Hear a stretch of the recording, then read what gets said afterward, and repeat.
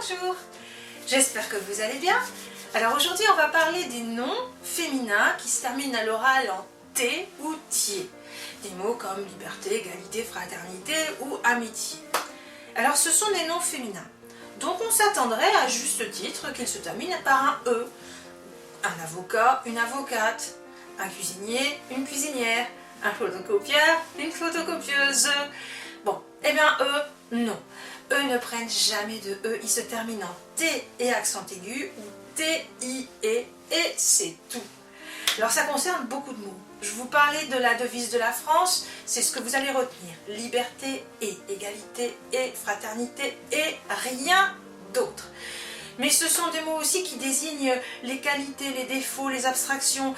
Les qualités, les défauts, la bonté, la générosité, ou alors la cruauté, la malhonnêteté, la méchanceté. Tout ça ne prend jamais de E, ça se termine en T et.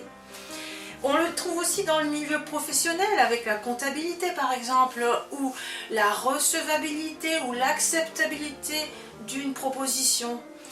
Et bien là, à chaque fois, pareil, vous n'avez jamais de E. Alors, le monde serait beau s'il n'y avait pas d'exception, mais il y a quelques mots qui ont voulu jouer dans l'originalité. Alors, ils sont quelques-uns, ils ne sont pas nombreux. Il y a ceux qui désignent le contenu de quelque chose. Je m'explique. Le contenu d'une assiette, on appelle ça une assiété. Bon, on peut dire finis ton assiété plutôt que finis ton assiette. Mais le mot assiété prend un E. Pareil pour le contenu d'une brouette, par exemple, quand on jardine, le contenu d'une brouette, c'est une brouettée et E. Vous avez d'autres mots comme ça, comme la portée. Alors la portée dans tous les sens du terme, aussi bien la portée de chaton que la portée d'un fusil ou la portée musicale avec les 5 lignes.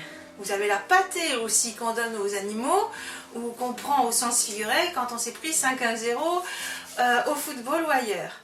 Vous avez la montée de l'Alpe d'Huez par les cyclistes du Tour de France. Vous avez la dictée, je ne vous en parle même pas. Et enfin, je vais vous le terminer par un mot positif. Vous avez la jetée sur laquelle on va se promener lorsqu'on est en vacances au bord de la mer. Voilà, j'espère que vous avez compris toutes ces explications.